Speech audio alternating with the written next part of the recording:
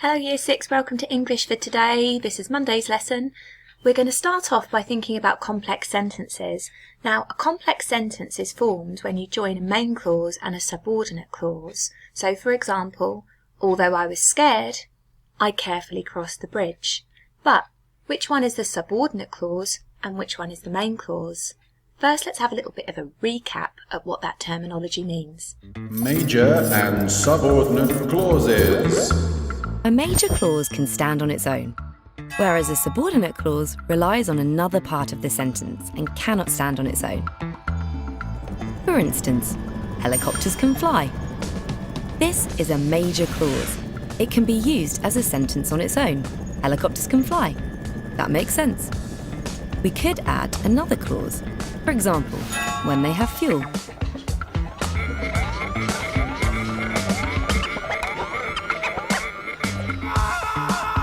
When they have fuel is a subordinate clause because it doesn't work as a sentence on its own. It relies on the major clause to make it work. Like the helicopter, which relies on fuel to fly. Oh dear.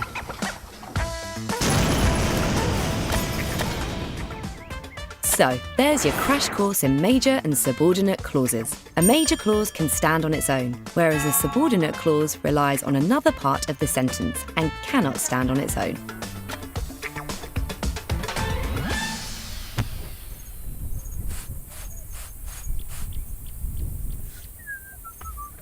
Brilliant. So, we know from recapping with the video there that a subordinate clause is a clause as it contains a verb and a subject, but it doesn't make sense on its own. Something like this, although I was scared, because you're left thinking, although I was scared, what? It needs to be completed with a main clause. A main clause is a clause as it contains a verb and a subject, but it makes sense on its own, like this one, I carefully crossed the bridge. Now, if you said this just by itself, it would be absolutely fine, but adding the subordinate clause gives us that extra bit of detail, and joining the two together makes them into a complex sentence. You can have more than one subordinate clause added to a main clause for a complex sentence. Now then, when the subordinate clause comes first, you need a comma. For instance, when they have an English lesson. Now, when they have an English lesson is a subordinate clause. You're left still thinking, yes, what? What happens when they have an English lesson? We have a comma to separate it from the main clause. The teacher reads to the students. Main clause, it would be fine by itself. If it just said the teacher reads to the students, it would be fine, but it would be boring.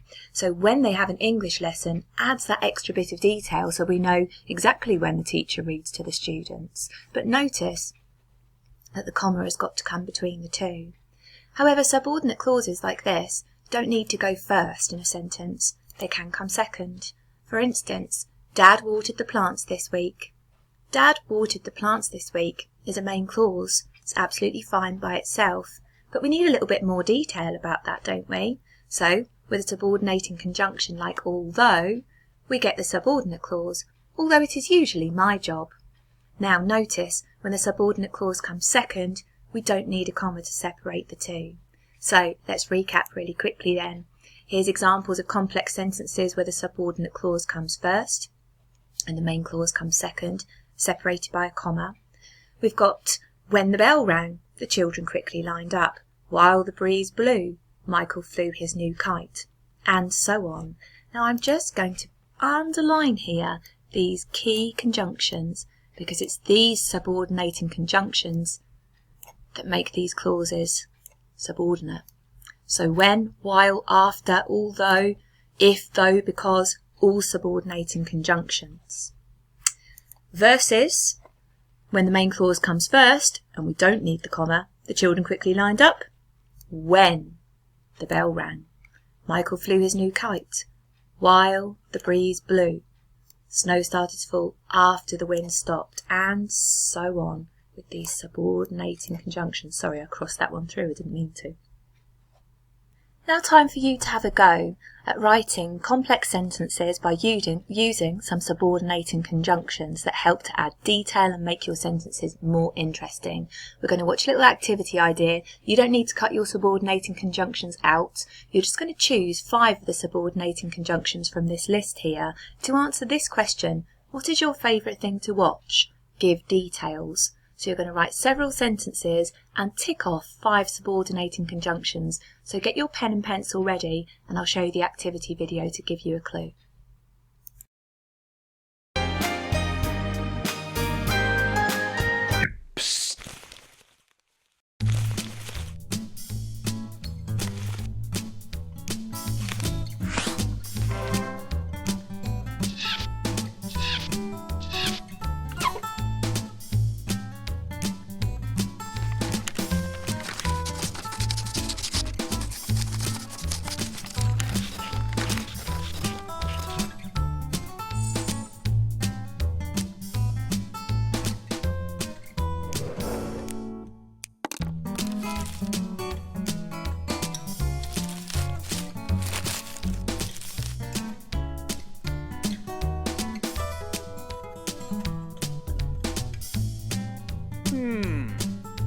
Aha.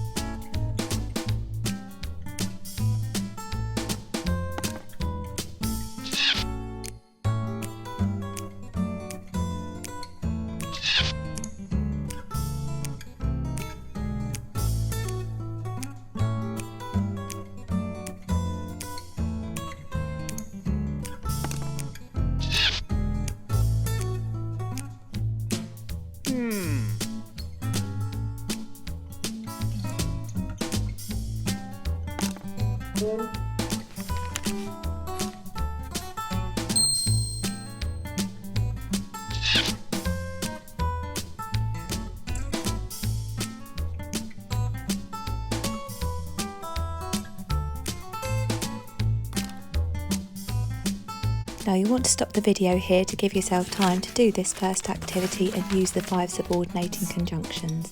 Now on to the main part of our lesson for today. This is what our explanation text writing is going to be based on and all of our work for this week. A really fantastic picture book by an Australian author called Sean Tan. Now you may have seen some of his other library books. I think we explored one as one of the Illustrated Book Awards last year, a different Sean Tan book, so you might recognise his style. What we're going to do today is praise a film for its value and quality, and the book is called The Lost Thing. It was booked for several years before it was turned into an animated film, so it's the film that we're watching of the picture book today. Now, as we watch, what I'd really like you to do is consider the themes that come up in the story so that we can pull them out and discuss them a little bit more afterwards. What are the themes of this story? So just to recap then for certain books that I know that you've already read. At the beginning of the year, we all read Stormbreaker together. The themes in Stormbreaker are things like coming of age, lies and deceit, fear, technology and modernisation, perseverance. There was a big theme about violence and power, and the overarching theme, of course, of good versus evil, because we had Alex Rider pitted against the villain Herod Sale. Those were the themes of that story. The themes of this story, The Lost Thing, may be quite different. As we're watching, just note down the themes that come to mind.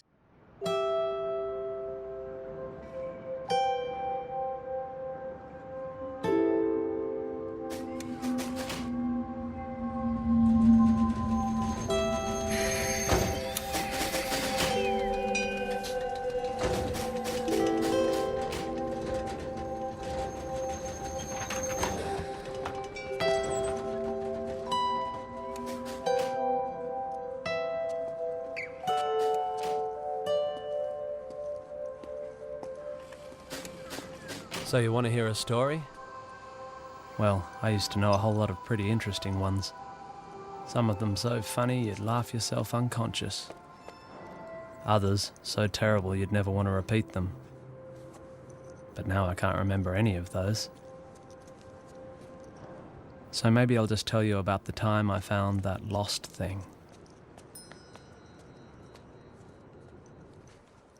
This all happened many summers ago, down at the beach. I was, as usual, working tirelessly on my bottle top collection. At least until I saw the thing. Just notice the very industrial, bleak-looking world this story is set in. Even the beach is made of concrete. Everyone is dressed in grey and they're too busy conforming to notice this Sure wasn't strange, doing brightly much. coloured thing. He just sat there, with a really weird look about it. You know, a sad, lost sort of look. Nobody else seemed to notice it was there. They were all too busy doing other stuff, I guess. Why do you think our main character notices and takes the time for this lost thing when others just don't seem to care?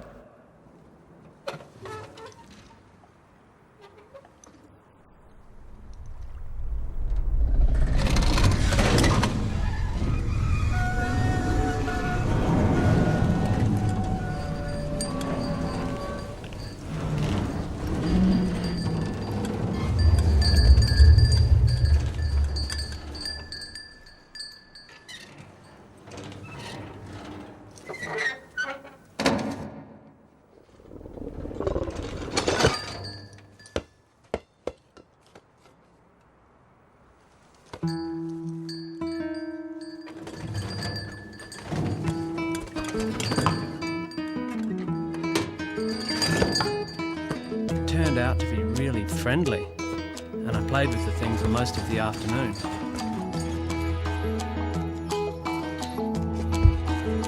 It was great fun, yet the whole time I couldn't help feeling that something wasn't quite right.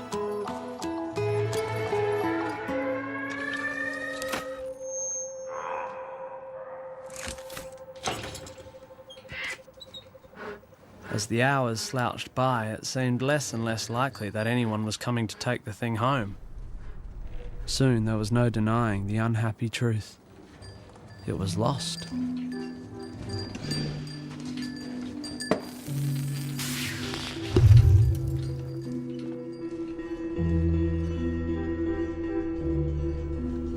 I asked a few people if they knew anything about it.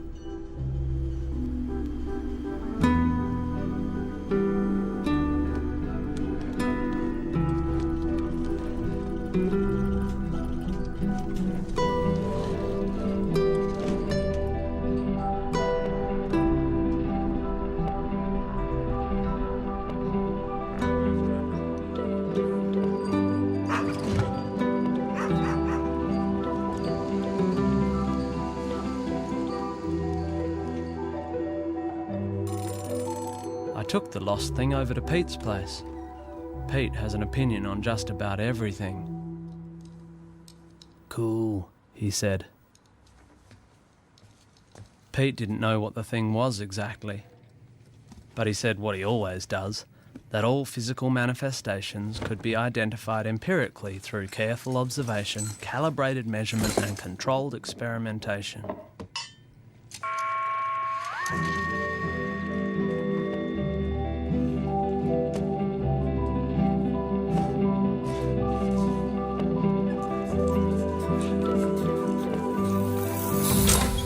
In the end, Pete just shrugged. He didn't think the lost thing came from anywhere and didn't belong anywhere either. Some things are like that, he said. They're just plain lost.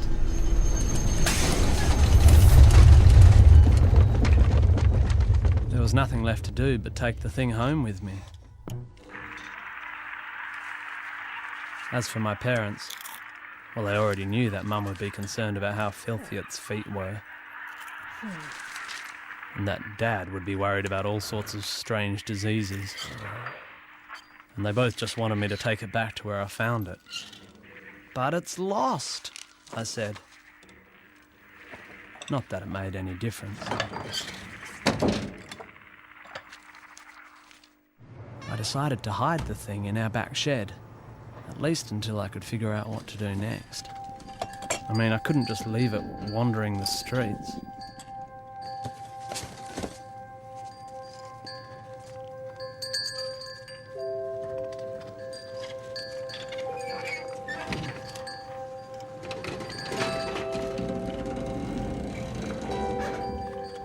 Look at the way this magical relationship begins to really unfold here. A sort of special bond, even though this creature is so strange and unique.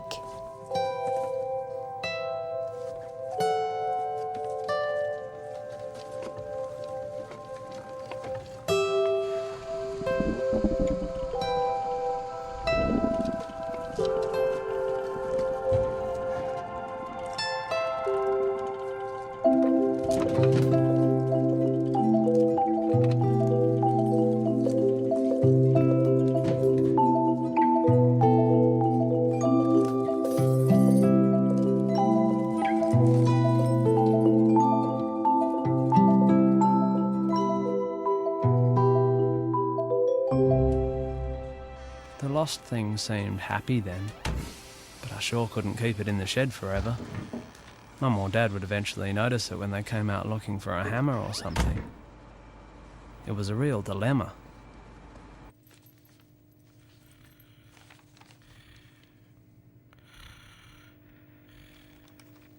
Are you finding that the order of day-to-day life is unexpectedly disrupted? Do you suffer from unclaimed property? Objects without names? Troublesome artifacts of unknown origin? Things that just don't belong? Don't panic. We've got a pigeonhole to stick it in. The Federal Department of Odds and Ends. The next morning we caught a tram all the way into the city.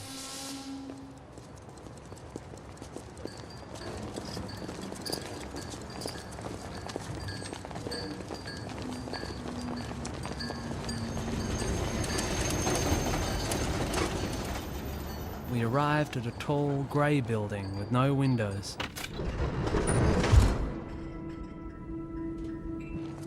It smelt like disinfectant.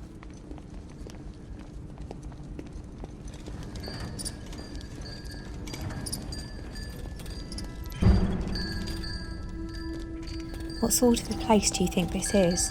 What would they do with this extraordinary being if he leaves it here?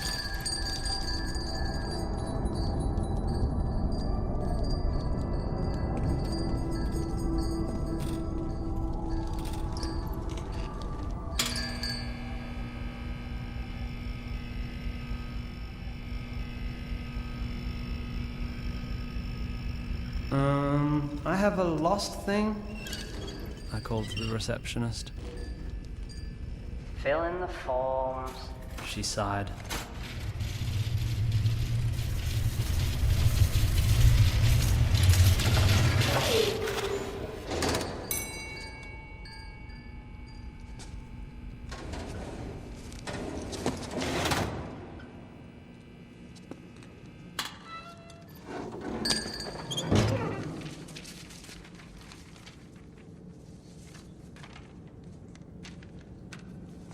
I was looking around for a desk when I suddenly felt something touch my elbow. And then there was a tiny voice. If you really care about that thing, you shouldn't leave it here. This is a place for forgetting, leaving behind. Here, take this.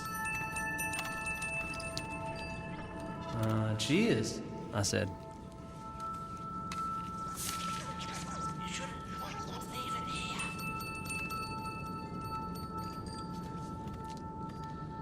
It was some kind of sign, I guess. Not very important looking, but it did seem to point somewhere.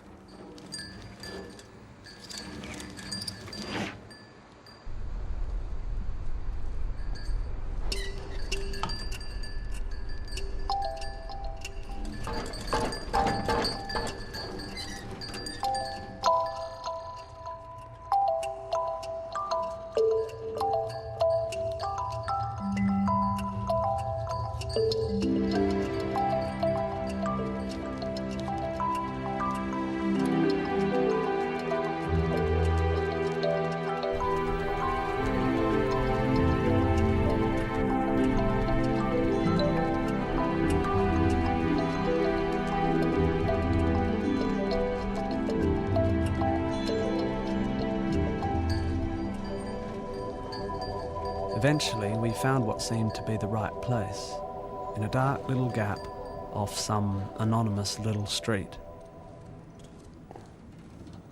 The kind of place you'd never know existed unless you were actually looking for it.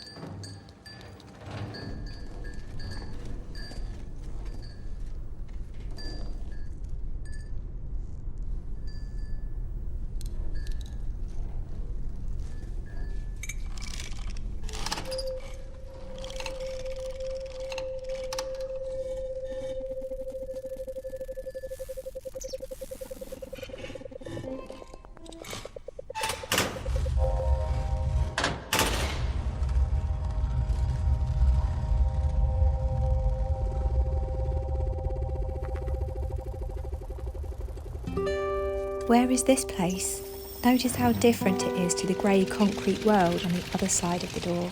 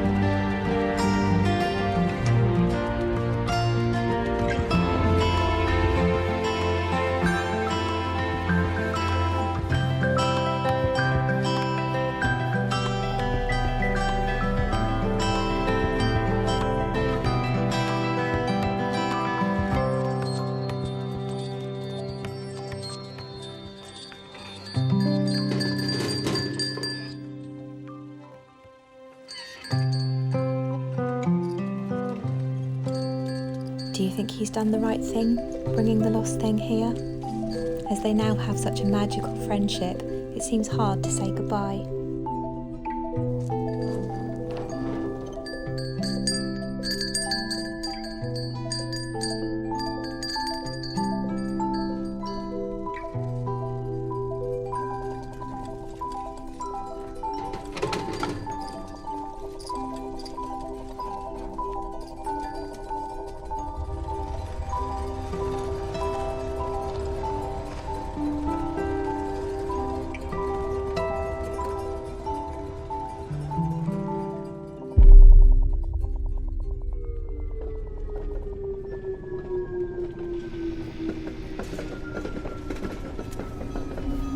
I still think about that lost thing from time to time, especially when I see something out of the corner of my eye that doesn't quite fit. You know, something with a weird, sad, lost sort of look. I see that kind of thing less and less these days. Maybe there aren't many lost things around anymore. Or maybe I've just stopped noticing them. Too busy doing other stuff, I guess. Why do you think our character sees the lost things less and less as time goes on?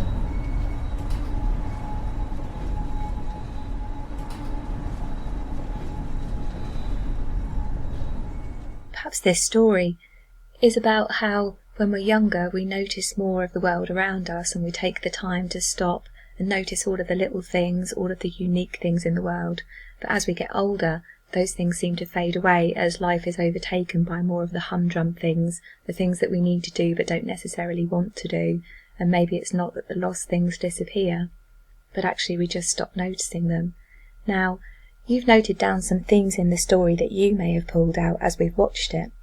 And I just wanted to talk you through a few of the ideas that may be the same as yours. Perhaps this story has the main theme of friendship and belonging. Perhaps it's to do with creativity in some respects as well, that some people are able to notice more. Also, there's a big theme in this story about dystopia, a sort of unideal world, if you like, a world where everything is unpleasant and bad, versus a utopian world that we end up in at the end of the film, a sort of heaven, really, where everything is far more colourful and far more perfect. Now, you will have noted your themes onto your sheet as we were watching the film, and we'll add to these as our unit goes on, because we'll watch the film again. The sheet that you've got in the Google Drive here is for you to add the themes around the pictures, any key ideas that came out as we were watching. The next part of our English lesson is for you to think about questions that you would like to ask if you met a lost thing like this. You're going to make a list of 6 questions that you would ask the lost thing if you met it in the street. Remember to use questioning words: what, where, when, who, why, and how. What do you think the lost thing could be? Where do you think that it came from? Now, the video that we've watched is on YouTube also if you want to look it up, if you want to watch it again, if you don't want to rewind this video and watch it. But it might be useful to just pop back, look at little excerpts of it, to try and generate some ideas of key things that you would like to ask the lost thing. And that's our lesson for today. So go back to the film if you need to, generate some questions that you would ask a unique being like this if you were to meet it. Well done for your learning, everybody.